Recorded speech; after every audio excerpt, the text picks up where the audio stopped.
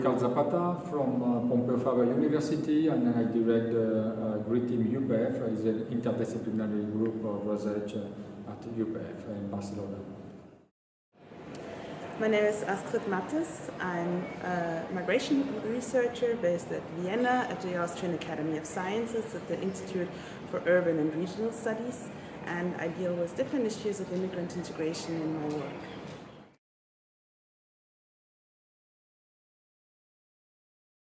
I would say that the first thing is that undocumented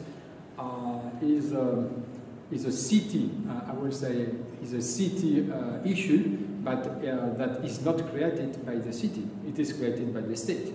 And then I would say that this multi-level tension is I would say, the main framework of reflection from a policy point of view, that the cities need to manage something that has not been created by the city, but has been created by the state.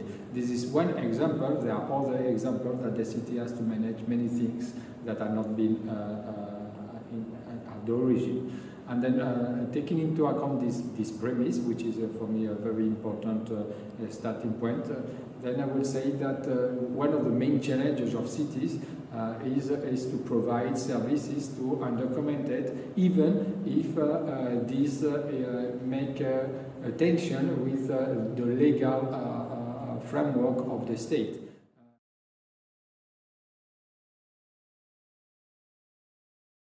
For a long time in migration studies and in integration research in particular, we see that cities are way more liberal than rural areas, are more inclusive in their policies, are more open towards migrants, and they are also the places where most migrants, about 2/3 of European migrants, actually settle.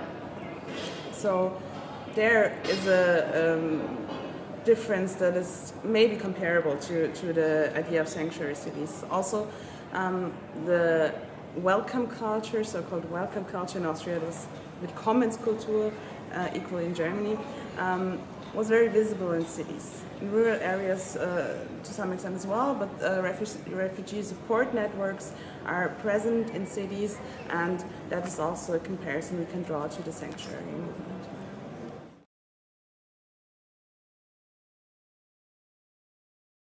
But the cities, in one way or another, manage through informal networks, and maybe not directly, but through informal networks, through NGOs, through service providers, through stakeholders, and so on, to provide this service, because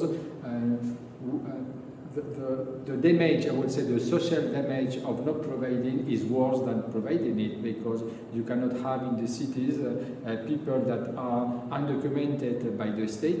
This is a status done by the state, but they are still there, that they can make conflict and so on. And then these people are not legal. They are completely, I will say, vulnerable from the market point of view. They are completely vulnerable from the, I would say, to find some home to live. This kind of basic things, basic rights, and I think that the obligation, I will say, of the cities is to provide these services against the state. And then from this point of view, I will say that the cities also become not only service provider, but are also representative of the needs of some part of the immigrants that are irregular, and become maybe some kind of social movement against the state, claiming that the state cannot put walls of basic rights that are health, education, home, and so on.